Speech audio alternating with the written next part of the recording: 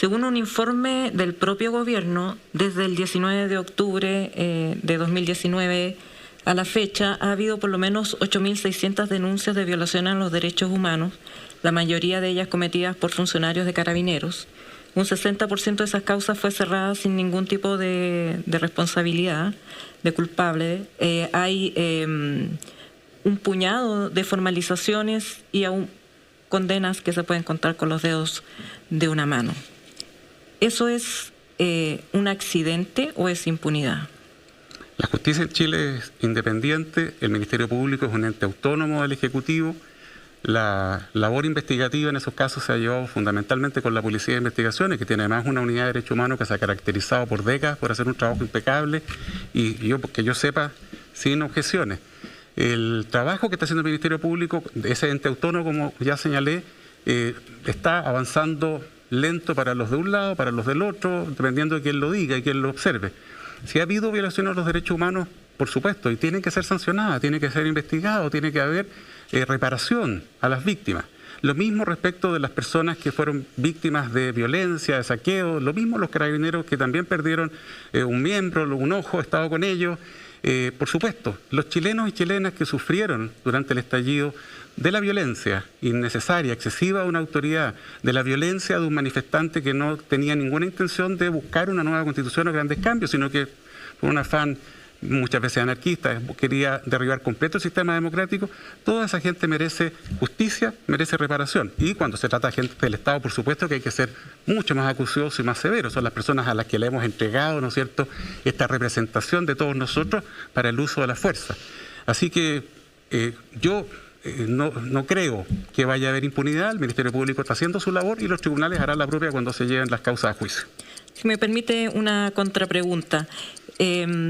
¿A usted como persona, como ser humano, le parece justa una condena a 5 años de libertad vigilada y una terapia de control de impulsos contra un carabinero condenado por uno de los pocos condenados por violación a los derechos humanos? No conozco el delito, el ilícito. Como abogado tendría que... El disparo de una bomba lacrimógena en la cabeza causando heridas graves. No sé cuál es el tipo, cuál es la figura que se usó, si fue considerado intencional, había dolo o no, o si no lo hubo. Si es 5 años de pena remitida, tiene que, o sea, claro, operaron las atenuantes que tiene, a los que tiene derecho todo el mundo si tiene reprochable conducta anterior.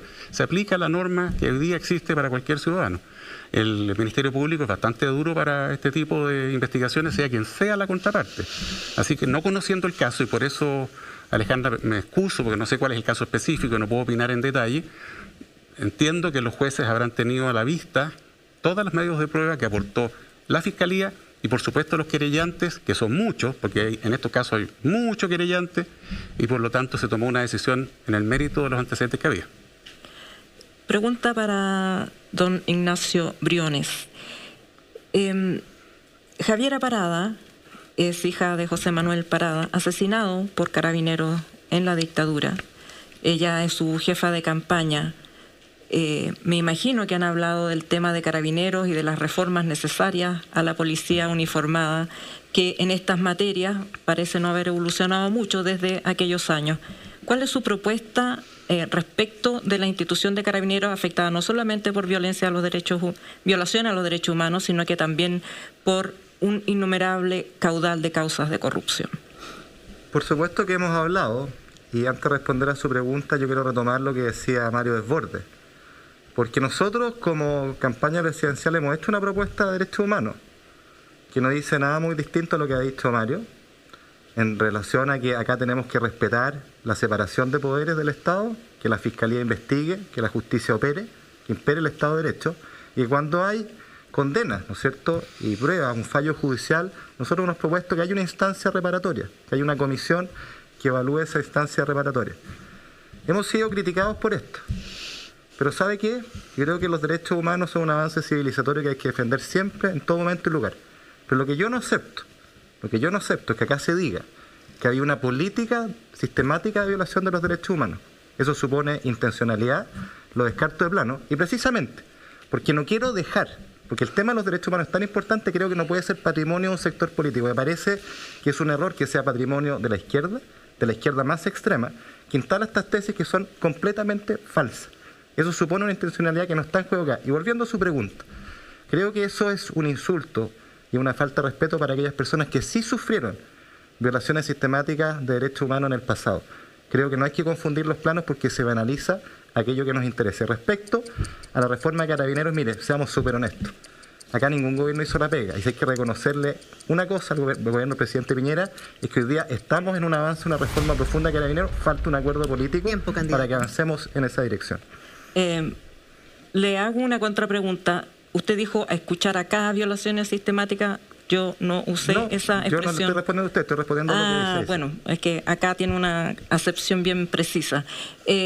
Respecto de este tema, es muy fácil decir, bueno, esta es una labor de la justicia, pero usted es un candidato presidencial y supongo que tiene una propuesta precisa respecto de cómo debe funcionar la policía en un sistema democrático.